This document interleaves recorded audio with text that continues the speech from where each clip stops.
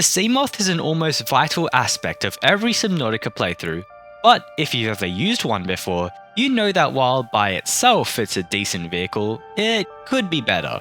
But fret not, because it can be. As you progress through the game, you discover materials and blueprints to create all sorts of juicy upgrades that allow you to turn your basic everyday Seamoth into a Leviathan killing machine, if that's what floats your boat. Yet it's no secret that while some upgrades are all round immaculate, others are, well, not the most useful thing in the world. Cough, hull reinforcement, cough. So, being the kind, caring and benevolent man I am, I have decided to share my wisdom with you all and enlighten you about the best and worst Seamoth upgrade modules by ranking them all. And if you disagree with any of my rankings, feel free to comment down below. And as I'm so benevolent, I will accept and respect your wrong opinions. Hull Reinforcement. If you're a long-time viewer of my channel, you know that the Hull Reinforcement module is not only the worst upgrade module, it is probably the worst, most useless item in the entire game. Now, you might be thinking, what? How could something that increases protection against hostile creatures be so bad? And there's a simple answer. Because it doesn't. If the Hull Reinforcement upgrade did do what it sounds like it should do, it would be one of the best modules in the entire game. But no, because when the devs added it to the game, they decided all it should do is reduce damage from collisions with other objects. And then they had the audacity to make it stackable, as if they thought we wanted to use more than one of them. It's not that hard to control the Seamoth. To be fair though, the lack of attention span of most people these days means half the people are probably watching YouTube videos on the side while they're driving. Not that I would know anything about that, obviously. But if you're using the Hull Reinforcement upgrade to drive while you're watching this video right now, you know, I can respect that. Torpedo System. Okay, I know this sounds outrageous, but before you go spamming war crimes in the comments, hear me out. Sure, the torpedo system is fun. I mean, who wouldn't want to launch an all-out missile strike on that random peeper that looked at you funny? But in terms of actual practicality, there's just not really much use for it. The way Subnautica is designed, it's more intended for you to act along the lines of avoiding sneaking around or just generally running away from hostile creatures rather than taking them all on, Doom style. I mean, there are no weapons except a survival knife, unless of course you count the stasis rifle or repulsion cannon, but both of these are defensive, knocking back off freezing creatures so that you can escape. It's also why, when using the Sea Glide or Seamoth, none of the creatures are actually fast enough to outswim you. So it makes sense that, following along the lines of the devs designing the game so you aren't meant to fight, it'd probably suggest that offensively, the torpedoes just wouldn't be that strong. And they aren't. Being real, the only things you'd really want to kill would be Leviathans, and well, if torpedoes were the way to go, you probably wouldn't be seeing all the YouTubers spending like 5 years using the prawn suit equipped with a grappling hook and drill arm to kill them instead. And I don't know about you, but I feel like running away would be just slightly easier than attempting to fire 10 gas torpedoes at a giant angry worm, ready to tear you limb from limb, cause why the heck not? That said, the second type of torpedo, the Vortex torpedo, is a more defensive item. So are they more useful? Well, I mean, it does have the benefit of automatically locking on to Leviathans, causing them to be pulled by a vortex away from your vehicle. But the main problem I have with torpedoes is that they aren't a renewable way of escaping danger.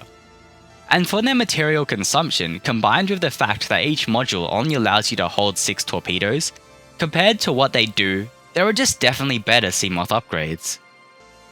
Solar Charger. Now it gets to the point where the rankings start to get harder.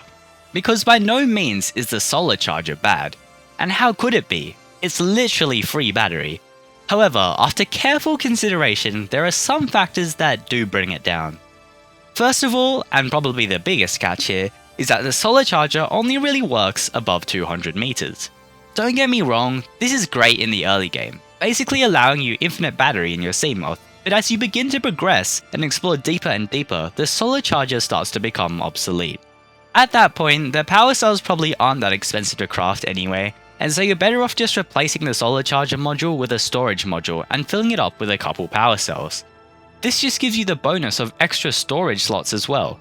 Additionally, a lot of players build bases around the map, so if you're one of those, just keeping power cells charged in each of those bases is also more efficient than constantly returning to the surface to use a solar charger to recharge. Energy Efficiency Module.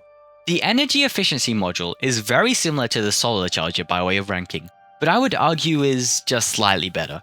This module decreases energy consumption by 15% for each module you have equipped. And while it doesn't actually charge the Seamoth like the solar charger, it does work at any depth, making it a more useful long-term choice that can be used throughout the entire game. However, like the solar charger, I still think it'd just be easier to use storage modules with spare power cells, or installing power cell chargers in all your bases if you're the type of player who makes a lot of them. Sonar. And now we enter the top 4, aka the 4 I would use in my own Seamoth. But of course, this is a ranking video and I can't just put the top 4 in equal first, so one of them had to be at the bottom. And well, after sitting down and thinking for like a whole 15 seconds, I think 4th has to go to the Sonar module. To put it simply, the Sonar module creates a glowing grid of the land formation as well as any creatures in your view. However, what makes it so useful is that it bypasses the water fog, allowing you to see further. This is great for exploration, and especially great for nighttime, lighting up the land when you usually can't see anything. But it's not just that, because the sonar can also detect creatures. And that means no more needing to hesitantly creep along the seafloor, jumping at every flicker of water current, wondering where that terrifying roar is coming from. Because nothing can hide from you. So you're basically Daredevil at this point. But then, Mr. Gilbert, you may find yourself asking, why did you rank it 4th?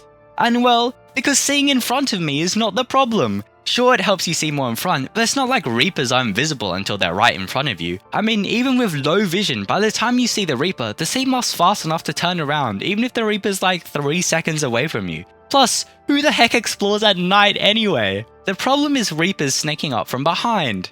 And I don't know about you, but I don't want to be constantly spinning in circles trying to spot the boogeyman, because there's a better module for defending against Reapers from all angles. Storage module. Rounding out the top 3, we have the storage module. I mean, unless you're one of those guys who builds bases literally everywhere, I'm sure almost every one of you has faced the absolute terror of finding the cuttlefish egg just to realize you can't even pick it up because your inventory is full of titanium for that base you're constructing that resembles a giant object you know so well, which is actually very similar in size if you do say so yourself. And well, you've got priorities. Alas, never fear. Because providing you with 16 storage slots per module, stacking for up to 64 in total, the storage module is perfect for not just your compensation needs, but just plain exploration in general. So what could possibly be better? Perimeter Defense System.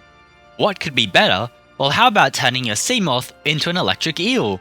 The Perimeter Defense System is the epitome of defense, the creme de la creme of Reaper Leviathan repellents, the goat of making creatures leave you the heck alone.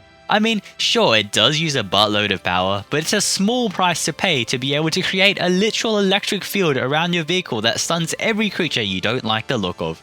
And the fact that it hits all angles, above, below, in front, behind, truly amazing. Depth modules. But was there really any doubt about the first spot? I mean, where would we be without the depth modules? Allowing you to brave the deep, discover new biomes and new wildlife, taking you all the way down to the Lost River, and the fact that the game gives you the first one for free just for exploring the Aurora. I mean, what else is there to say? The Seamoth Depth modules are the best Seamoth Upgrade modules in Subnautica. But yeah, there you have it, all Seamoth Upgrade modules from the base Subnautica game ranked. Again, if you disagree, feel free to comment your opinions down below, as long as you know that you're wrong. And hey, I'm trying to reach 5,000 subscribers, so if you could subscribe, that would really help out. But yeah, that's it. Bye.